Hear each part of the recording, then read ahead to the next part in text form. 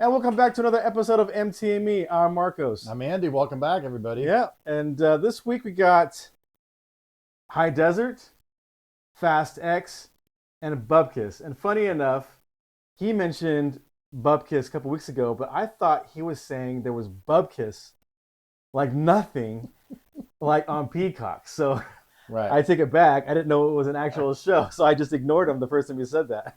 Right. So he's found out that it is a real show. Yeah, it's hilarious. So we'll talk about it here in a second.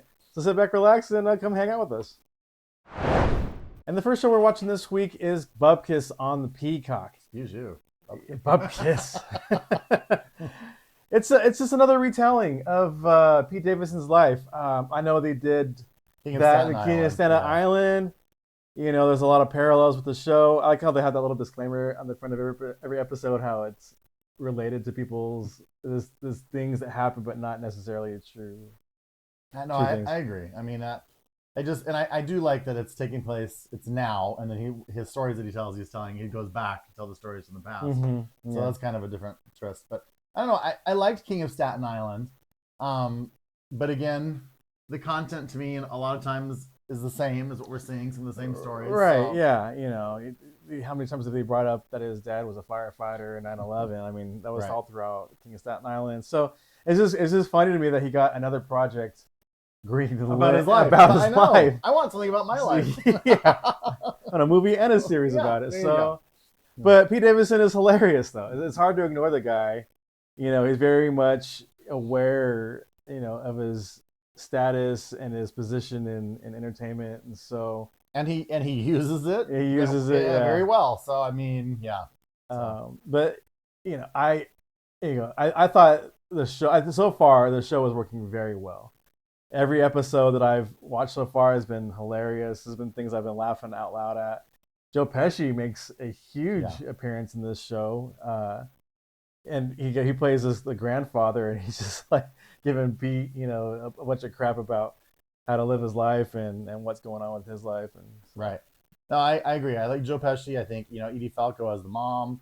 You've got Bobby Cannavale as his uncle. Mm-hmm. Brad Garrett somehow is related to him. I don't really know how he's related, but he's related to the family somehow. Yeah, he's the grandfather's friend, right? Yes, yeah. that's right. Okay, so but they say he's family. He's right? family, yeah. And then of course you got, you know, Jane Curtin is his grandma, and then you have appearances throughout different episodes by Charlie Day, Ray Romano, Keaton Thompson. So you know, it's definitely. For me, it's like, wow, that was one of the reasons why I wanted to see this. Like, this is an all-star cast. Right. Pete Davidson has got it together, and he's got all these people coming to play characters in his life. But a lot of it's funny because a lot of them play either they're playing themselves, like Jon Stewart plays in an episode of himself, and then or Machine Gun Kelly plays himself. Yeah. So it's funny, and so it's kind of interweave reality and whatever you got going on. But yeah, I think it's working well. This show is definitely not for kids. No, not at all. Not at all.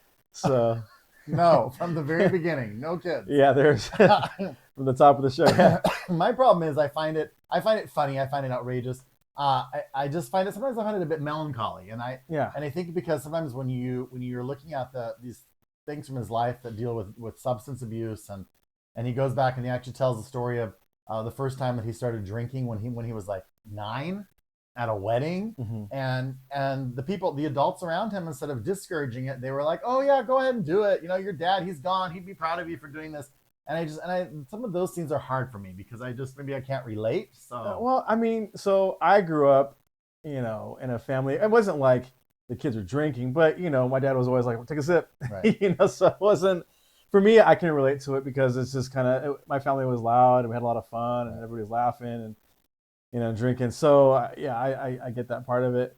But yeah, I agree. The show goes into some dark places. I know he's had a lot of in real life he's had bouts with depression, and so I just think they're kind of reflecting that in the show some and kind of explaining maybe where he's might be coming from in his real life. You know, so and he does have the whole element in the show talking about going to rehab, and then one of the episodes is literally about him and Machine Gun Kelly blowing it in rehab and, you know, doing more drugs in some place where they shouldn't be doing drugs. And so it's just I mean, obviously it's strange to me that I find moments of this so entertaining and so funny, where other moments is very, like you said, very dark. Right. So, yeah. It's the entertaining parts are very vulgar, very raunchy.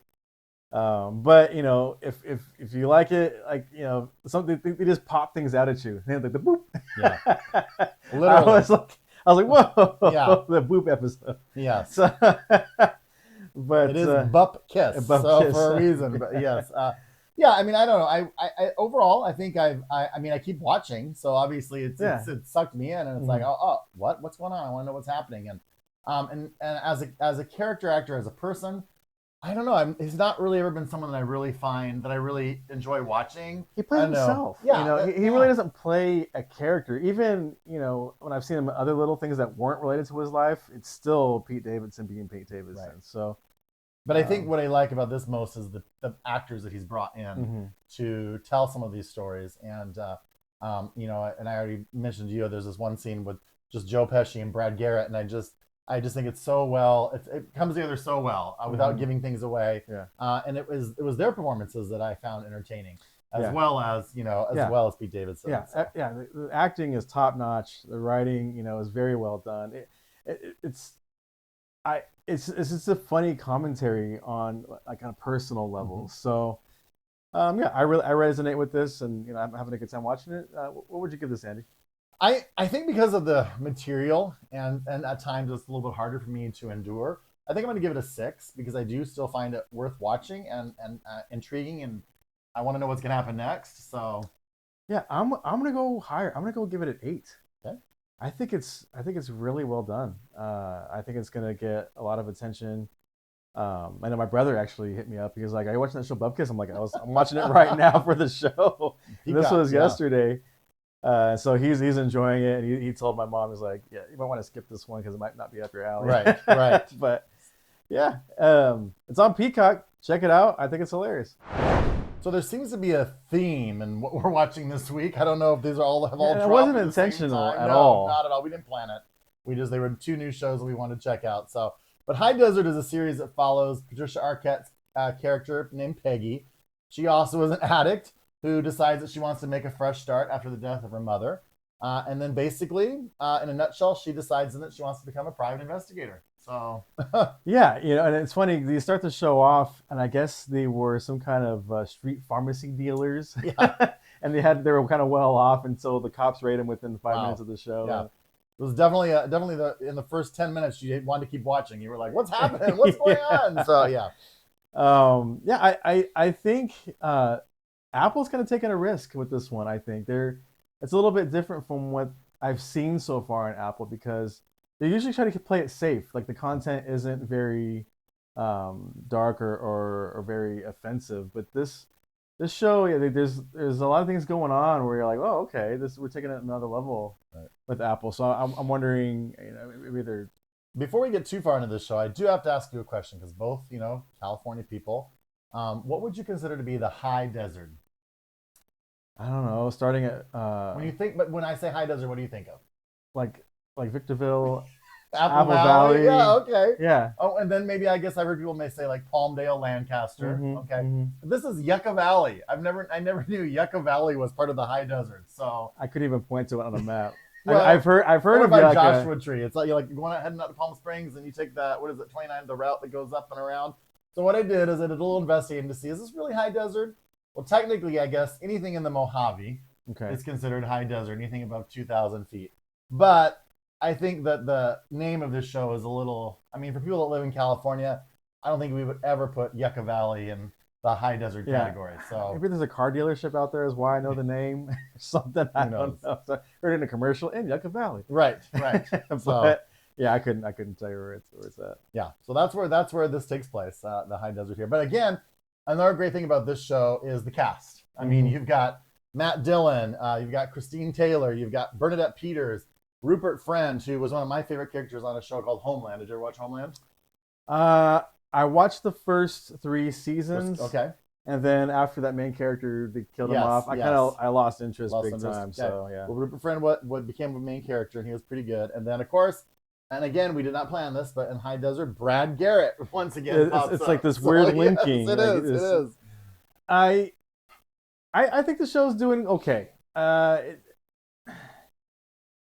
I like Patricia Arquette, but I just don't know if I see her in this because I really liked her in Severance. And so seeing her in Severance and now on another Apple show in High Desert, the contrast is a little bit maybe too much for me. So I don't know. I don't think I believe her as trying to be like this sassy, like busting down the doors woman. I don't. It doesn't fit for me with her. I literally felt like I was watching a mix of Poker Face and Bupkis. I did. I mean, I kind of thought that's what her character was. I mean, she's definitely an all-in actress, whatever she does, and I think she's a great actress. But there's scenes where she's obviously trying to stay off drugs herself, and there's scenes where she she seems so sober and so, oh, stay away from me. I'm not gonna do that. But in the next breath, she's taking some old LSD that was in her pocket, and then she's making excuses saying, "Oh, that's not drugs. It's like." She pulls it out in that little canister. She definitely needs some help too. So she can join up with Pete Davidson, and then maybe we can go to rehab together. The show just seems a little out there for me. And it's just she's also working at this saloon or this frontier town that's the weird part for me. Bernadette Peters was her mother that died.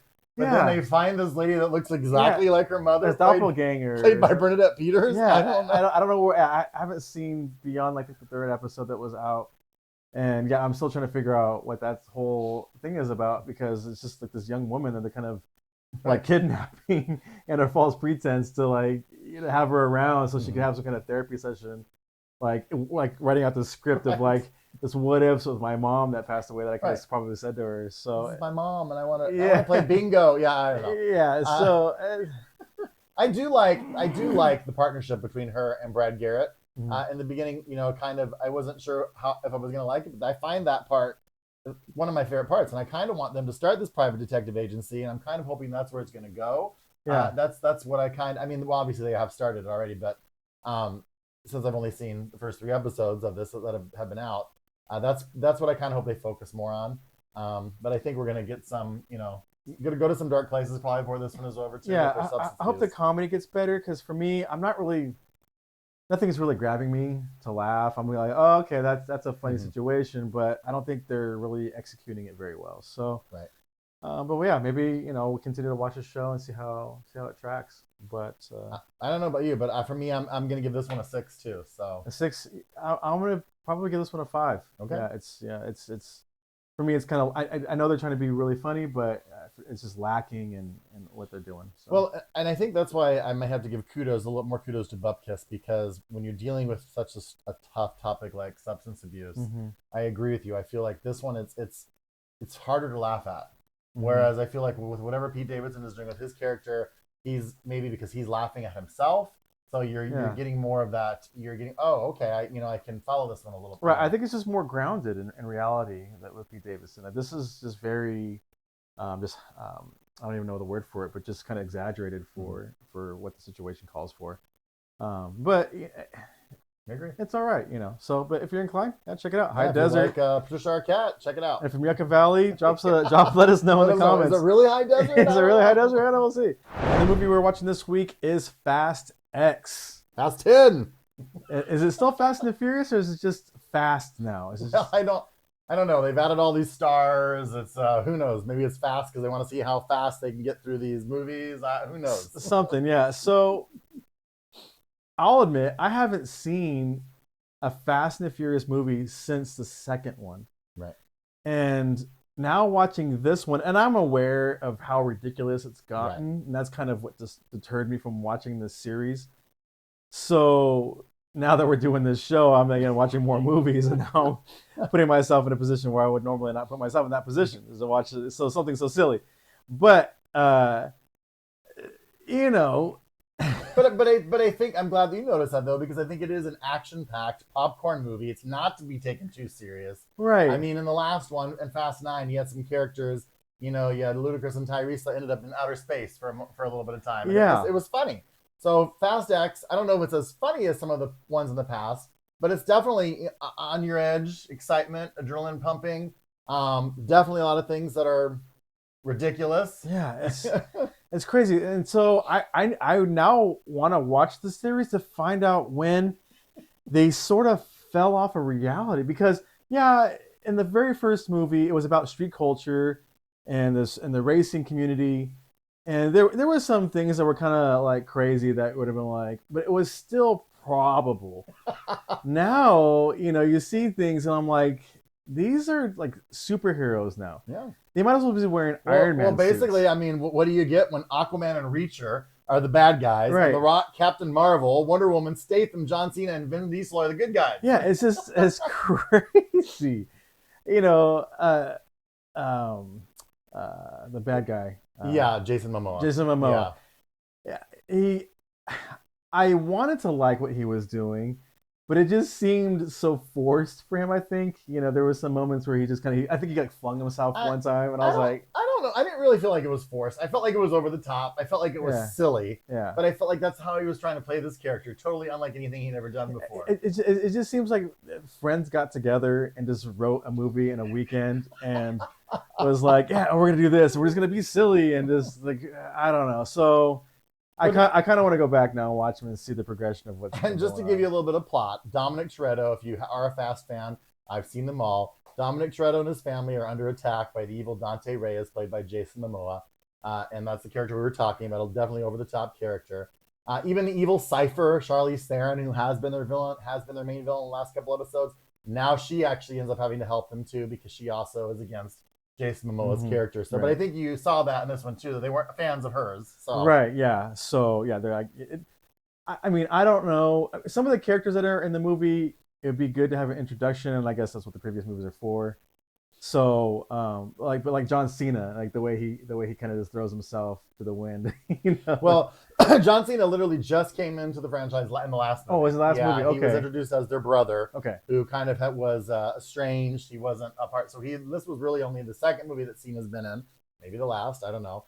But I don't know. I like the character. I like his relationship, his banter with the kid. That was fun. Yeah, that was fun. That was probably the favorite part of my movie, or the favorite part of the movie that when I was watching it was when he's like, "Are you afraid of something?" He's like, "Is it heights?" Yeah. He's like, "Oh, good, it's not heights." And then they make that plane. Yeah, oh my goodness. Yeah, they make that. It looked like a longboard on top of the car, but then it ended up being this mini plane. Yeah, so.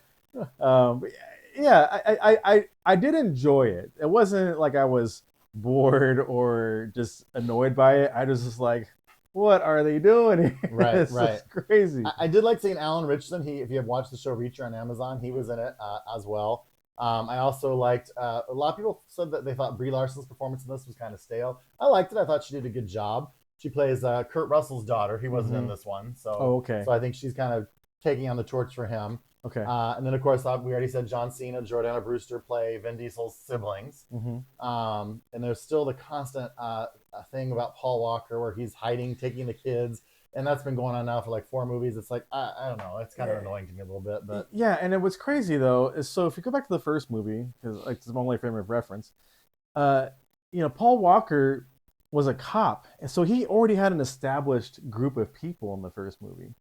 And so for him to I know why they're holding him in high regard because he was an original actor of the first movie, but story-wise, canon-wise, it just kind of seems a little off because I would think he would have more of an affinity for his original friends, that died in the first movie. So well, and I feel that too, and that's why I mean, I know it's a horrible thing to say, maybe kill someone off because obviously he died in real life, but the Paul Walker, the character that he played in this, he would not have been hiding with the kids somewhere. He would have been out in front and helping and supporting. Yeah. So I agree with you on that.